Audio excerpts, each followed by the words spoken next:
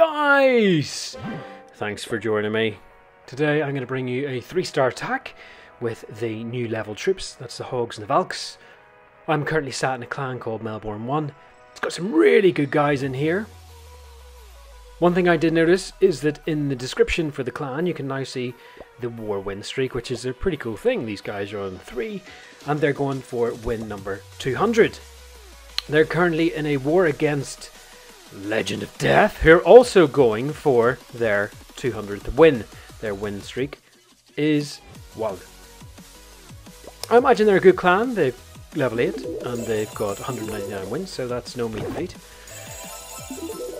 Anyway, I've decided that I just want to go out into the Clash community and see what's happening out there, see how people are adapting to this new change, with the expos being absolutely buffed. Destroyed me in my first 3 live attacks that I did a couple of days ago during the update, which was horrific. I'm glad to say that since those attacks I have recovered somewhat. I've managed to get a number of wins under my belt, including 1 3-star, but I've had to revert back to air. Now the bowler, yes, he's incredibly creepy. I'm still not sure about him. I just don't know how we're going to get on. I have tried a number of times to use him. I've got a couple of 2-stars with him. Luckily there's been no losses in there. I'm getting pretty high percentages with him, but I'm just not getting close enough to the town hall. He seems to move left and right.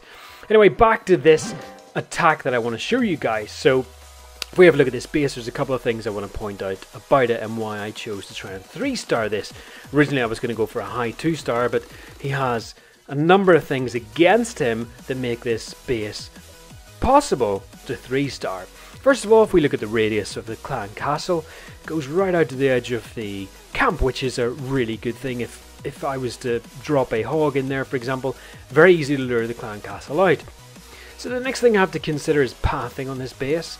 Really, I want everything to head towards the middle, i.e. the town hall, the infernos, and the eagle. I want to get rid of them as quickly as possible. So as part of my planning for this one, I thought the best thing would be to start the queen around the gold collector, elixir collector, dark barracks, and try and make her walk to her right, which is our left, facing the map, hopefully taking her out the clan castle, which I'm going to lure by dropping a hog here. The lure should go pretty straightforward. There's nothing really stopping the hog getting into the zone. And the clan castle should really be triggered quite easily. They should make the way out, hopefully heading towards my archer queen, and she will deal with them along with the poison. So the next thing I want to consider with this base is pathing. You'll notice there's 4 barracks across the left hand side of the base. So ideally clearing those barracks as soon as possible. It means that my Valks will go straight inside the base. I plan to put a jump spell right on top of that air defense, which should hopefully feed everything in towards that single Inferno tower. Now, there's definitely some space for a couple of double bombs in there, especially around the town hall, archer queen area, and up around the builders' huts where the archer tower is. So I was going to divide my hogs. I've got 10 hogs to drop in the attack. I'm going to lose 2 from the lure, and I also have a clan castle full of hogs, and I've also got a haste spell in the clan castle. Now the idea was to drop the clan castle to the left of the barracks and feed them into that left hand channel where you've got the cannon, archer tower, wizard tower, air defense, expo, mortar, everything really in close quarters. An ideal spot for a hail spell. Once we get in around that inferno area, the idea was to rage some stuff up, try and do as much damage as possible. We got some Lego walls in there, so the Valks should go smashing through that.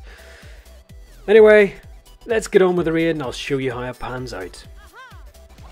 So I start off with my archer queen walk over to the right hand side. It's incredibly boring and slow, but it does the job.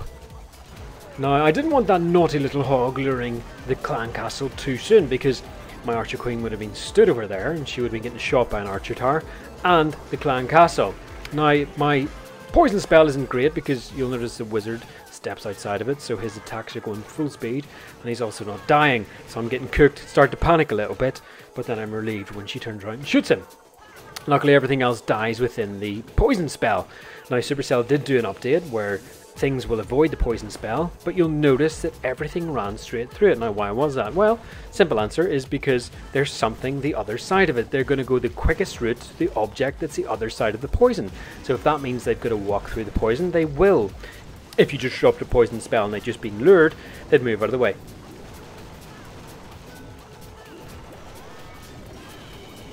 Anyway, on with the attack. You can see I've cleared those builder huts, get the Valkyrians straight in there.